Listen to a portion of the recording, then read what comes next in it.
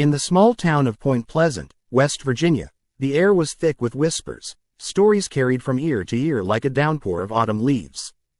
It was the summer of 1966 when the sightings began, a creature of a different world and time, cloaked in shadows, with glowing red eyes that pierced the night. The people called it the Mothman, an ominous harbinger of doom, a thing that roamed the darkness just beyond the edges of the lights. Angela Swanson had lived in Point Pleasant all her life, her family's roots entwined deep in the soil of the town's history.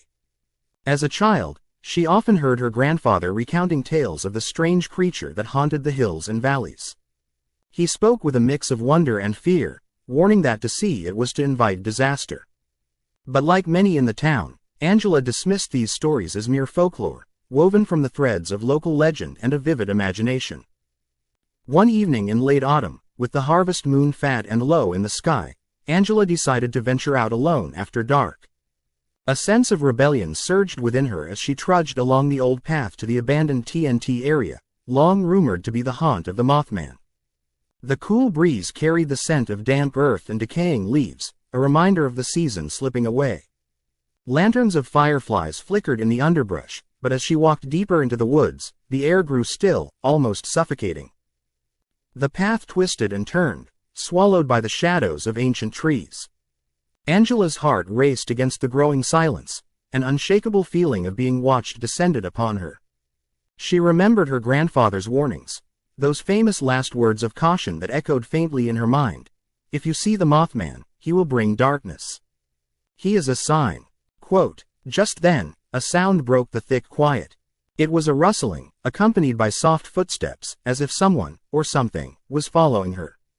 She turned abruptly, her breath hitching in her throat. To her left, the underbrush moved. Hello? She called, injecting bravado into her voice, though her palms prickled with sweat. Then, in the flickering moonlight, it appeared, a massive figure perched upon a nearby tree branch. Its wings unfurled with a sound like fabric tearing, stretching out wide against the sky. The creature stood tall, easily dwarfing her. It had a man-like shape, but its head was grotesque, long and angular, with two large, glimmering eyes that shone like crimson beacons. Fear coursed through her, paralyzing her senses.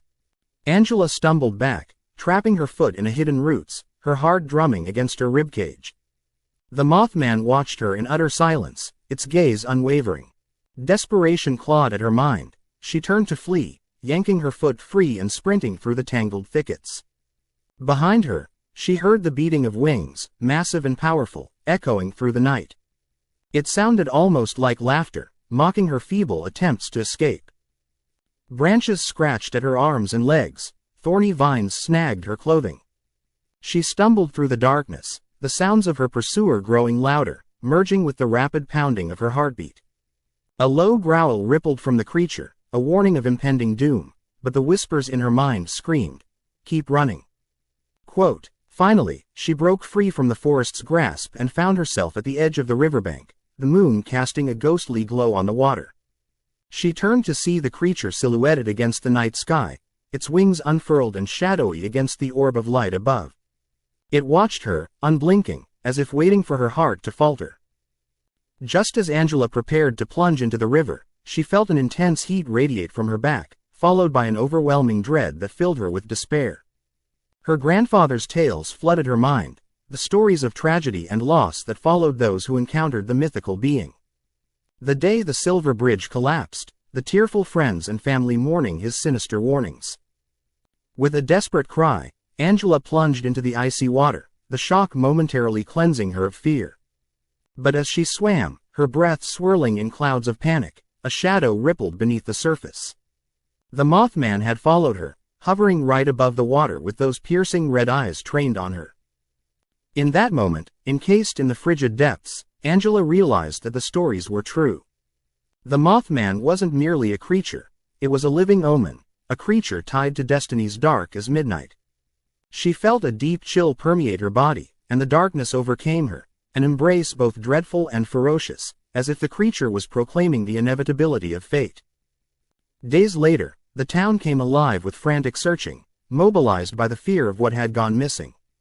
They whisper of the girl who drank too deeply from the sorrow of legends, the girl who vanished into the folds of the darkness. Just another story to add to the lore of the Mothman. A tale threaded into the fabric of Point Pleasant, one that would echo in the winding paths of the woodland in the years to come.